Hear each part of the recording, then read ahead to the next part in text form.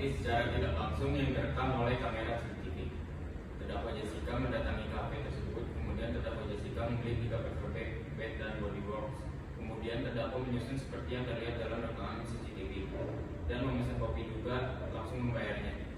Kemudian terdakwa Jessica juga melakukan gerakan aneh seperti memindahkan tasnya beberapa kali ke atas meja. Kemudian terdakwa Jessica juga melakukan gerak-gerik seperti memantau kondisi lingkungan sekitar. Hal itu adalah beberapa kejadian yang bisa dijadikan sebagai bukti dari kasus pembunuhan saudari Mirna.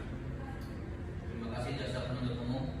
Berpembela, silakan membacakan buktinya. Berikut ini adalah 10 bukti bahwa Jessica Kumala Wongso tidak bersalah dalam kematian Mayan Mirna Solihin.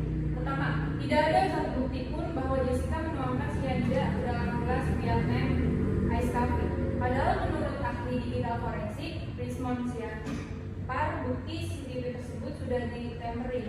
Bayangkan, sudah ditempering saja tidak ada bukti Jessica menuangkan apapun ke dalam gelas Ice Coffee yang diminum Wayan Mirna. Yang kedua, cairan lambung 70 menit yang diambil setelah Mirna mati adalah negatif cyanida. Dan yang ketiga, tidak ada bercak merah pada organ bagian luar korban Mirna. Yang menjadi fakta-fakta adalah warna biru di organ tubuh bagian luar dari korban. Dan yang keempat, lambung korban Mirna mengalami korosi dan erosi yang hebat. Kelima, Jessica tidak pernah menuangkan cyanida seberat 5 gram yang diambil dari tasnya yang berwarna coklat, sebagaimana yang dituduhkan oleh JPU. Bukti keenam, bahwa tangan dan jari-jari Jessica tidak mengalami imitasi. Ketujuh, pada sampel urin, hati, ginjal, dan empedu yang diperiksa tidak ditemukan asam tiosianat. Kedelapan, bahwa pada saat dilakukan pendekatan Kedelapan, bahwa pada saat dilakukan penekanan di bagian dada korban, Mirna tidak tercium bau kacang almond. 9.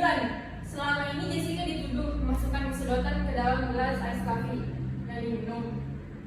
Tapi faktanya, hukum membuktikan sedotan dibuang di pantry Oliver Cafe. Ini yang menjadi pernyataan terbesar mengapa Oliver Cafe harus membuang sedotan tersebut. Dan yang terakhir, 10, selama ini JPU menuduh Jessica sengaja menyusun 3 paper bag di meja nomor 54, sehingga aktivitas Jessica menjadi terhalang oleh kamera CCTV. Tapi faktanya telah membuktikan bahwa CCTV yang jumlahnya lebih dari 1 yang letaknya dari berbagai sudut di Oliver Cafe, CCTV yang jumlahnya lebih dari 1 tersebut tidak ada satupun yang menunjukkan Jessica memasukkan apapun ke dalam gelas. Terima kasih para pembela. Setelah mendengarkan bukti-bukti yang diajukan oleh kedua belah pihak, kami membuat keputusan Jessica akan divonis hukuman penjara selama 20 tahun. Persidangan ditutup.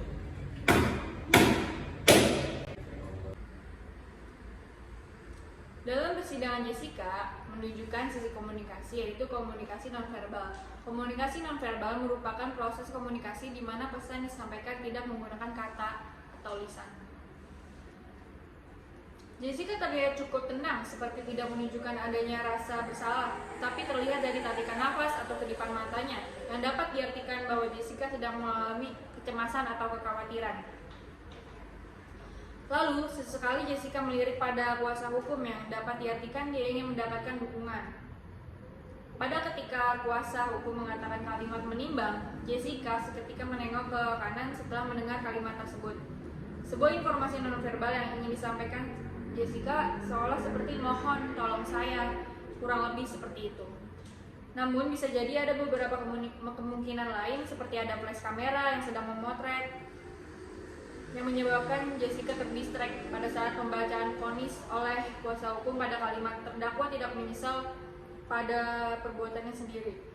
Pada saat yang sama, Jessica membasahi lidah atau menjulurkan lidahnya, memberikan gambaran bahwa dia dalam kondisi menyesal yang tidak mungkin atau susah untuk diungkapkan. Lalu mata seringkali berkedip dan sesekali menunduk pada saat pembacaan vonis tersebut, menandakan ada rasa kekecewaan atau kekhawatiran dalam dirinya. Pada sidang, Jessica terlihat menyadarkan kepala ke bahu seseorang yang menandakan ia butuh tempat bersandar dan butuh dukungan support dalam sidangnya. Sekian penjelasan komunikasi nonverbal pada persidangan Jessica Kumala Wongso.